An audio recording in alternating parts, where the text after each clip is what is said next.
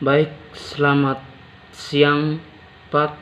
Saya Valentino Olamang, mahasiswa semester 1 kelas A, NIM 230 3009, materi kuliah pengantar sosiologi. Di sini saya mau menjelaskan tentang sosiologi berdasarkan mata kuliah yang saya ambil.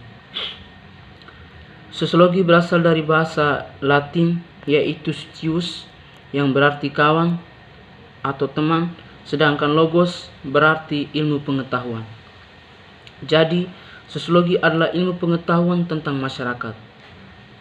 Masyarakat adalah sekelompok individu yang mempunyai hubungan, memiliki kepentingan bersama, dan memiliki budaya. Sosiologi hendak mempelajari masyarakat, perilaku sosial manusia, dengan mengamati perilaku kelompok yang dibangunnya. Kelompok tersebut mencakup keluarga, suku bangsa, negara, dan berbagai organisasi politik dan ekonomi sosial. Sosiologi adalah ilmu pengetahuan tentang sifat masyarakat, perilaku masyarakat, dan perkembangan masyarakat. Sosiologi merupakan cabang ilmu yang mempelajari masyarakat dan pengaruhnya terhadap kehidupan manusia. Sebagai cabang ilmu, sosiologi dicetuskan pertama kali oleh ilmuwan Prancis yaitu Auguste Comte. Auguste Comte kemudian dikenal sebagai bapak sosiolog. Namun demikian, sejarah mencatat bahwa Émile Durkheim, ilmuwan sosial Prancis yang kemudian berhasil melembagakan sosiologi sebagai disiplin akademis. Sebagai sebuah ilmu, sosiologi merupakan pengetahuan kemasyarakatan yang tersusun dari hasil-hasil pemikiran ilmiah dan dapat dikontrol secara kritis oleh orang lain atau umum.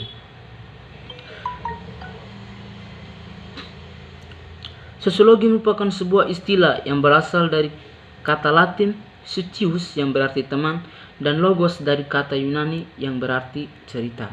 Diungkapkan pertama kalinya dalam buku yang berjudul Cours de Prépuce Positif karangan Auguste Comte pada tahun 1789 sampai 1857. Sosiologi muncul sejak ratusan bahkan ribuan tahun yang lalu. Namun, sosiologi sebagai ilmu yang mempelajari masyarakat baru lahir kemudian di Eropa. Dalam buku itu, Auguste Comte menyebutkan ada 3 tahap perkembangan intelektual yang masing-masing merupakan perkembangan dari tahap sebelumnya. 3 tahap itu adalah: 1. Tahap teologis adalah tingkat pemikiran manusia bahwa semua benda di dunia mempunyai jiwa dan itu disebabkan oleh suatu kekuatan yang berada dari atas manusia. Yang kedua, tahap metafisis.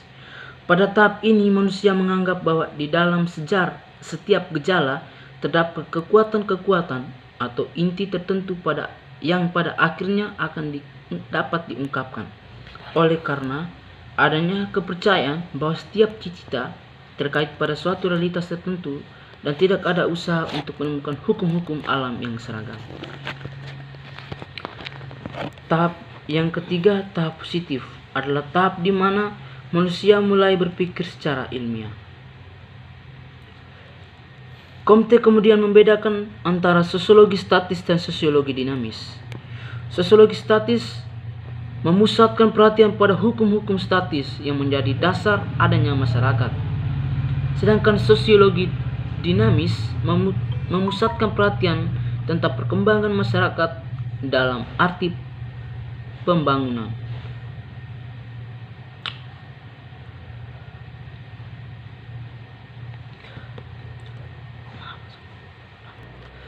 Ada beberapa ilmuwan besar yang berpengaruh dalam perkembangan sosiologi. Mereka antara lain Herbert Spencer, Karl Marx, Émile Durkheim, Ferdinand Tönnies, Georges Simmel, Max Weber, dan Pieter Scorning. Semuanya berasal dari Eropa. Masing-masing berjasa besar menyumbangkan beragam pendekatan mempelajari masyarakat yang amat berguna untuk perkembangan sosiologi. Yang pertama, Herbert Spencer memperkenalkan pendekatan sosiologi organik yang memahami masyarakat seperti tubuh manusia sebagai suatu organisasi yang terdiri atas bagian-bagian yang tergantung satu sama lain. Yang kedua, Karl Marx memperkenalkan pendekatan materialisme dialektis yang menganggap konflik antara kelas sosial menjadi intisari perubahan dan perkembangan masyarakat. Yang ketiga, Emil Durkheim memperkenalkan pendekatan fungsionalisme yang berupaya menelusuri fungsi berbagai elemen sosial sebagai pengikat sekaligus pemelihara keteraturan sosial.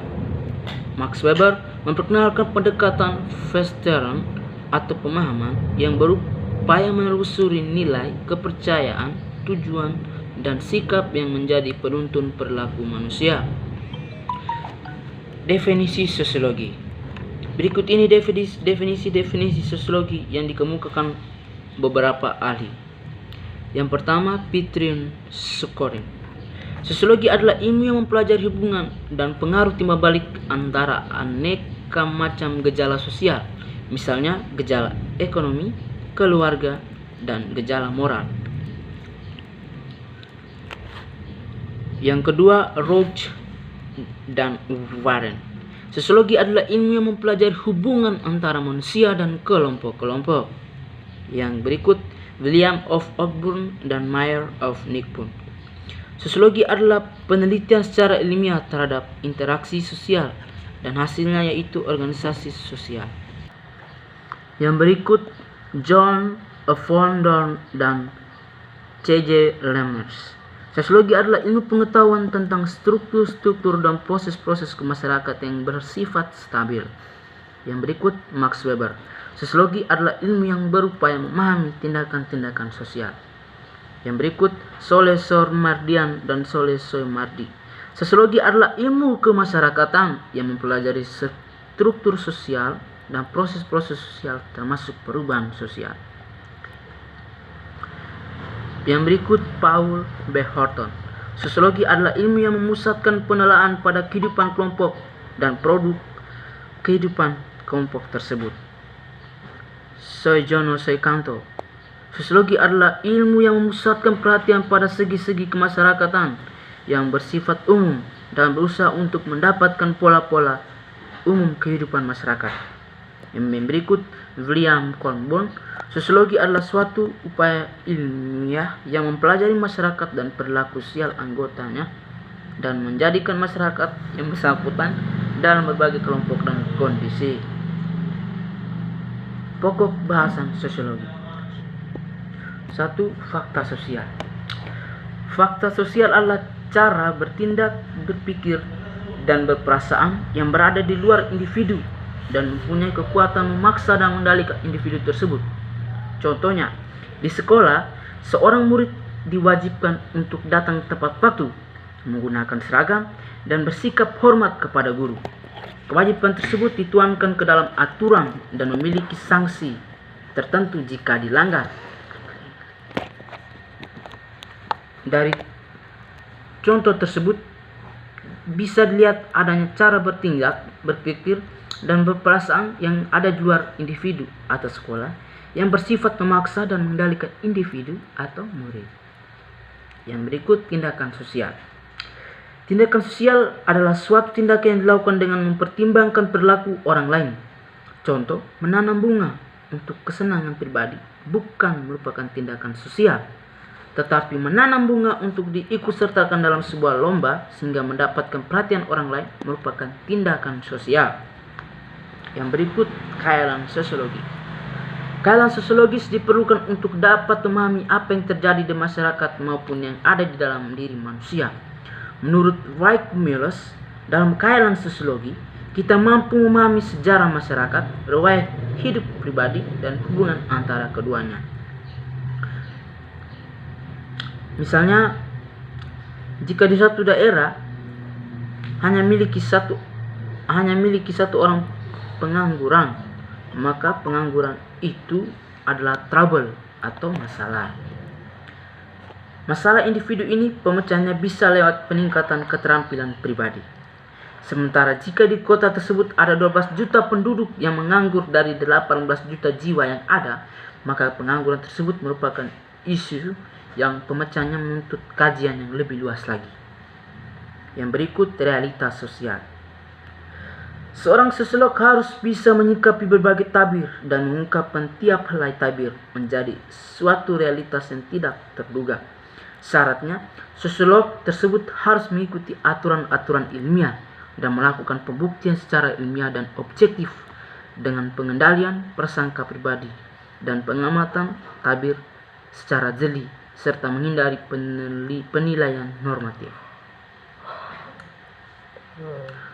Perkembangan sosiolog dari abad ke abad.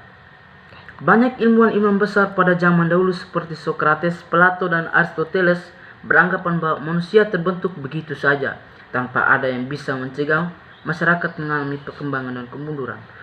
Pendapat itu kemudian ditegaskan oleh para pemikir di abad pertengahan seperti Augustinus, Ibnu Sina, dan Thomas Aquinas. Mereka berpendapat bahwa sebagai makhluk hidup yang fana, manusia tidak bisa mengetahui apalagi menentukan apa yang terjadi dalam masyarakat. Pertanyaan dan pertanggungjawaban ilmiah tentang perubahan masyarakat belum terpikir pada masa ini.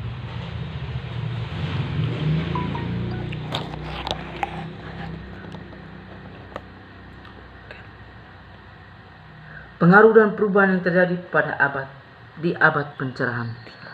Perubahan besar di abad pencerahan terus berkembang secara revolusioner sepanjang abad ke-18 Masehi. Dengan cepat struktur masyarakat lama berganti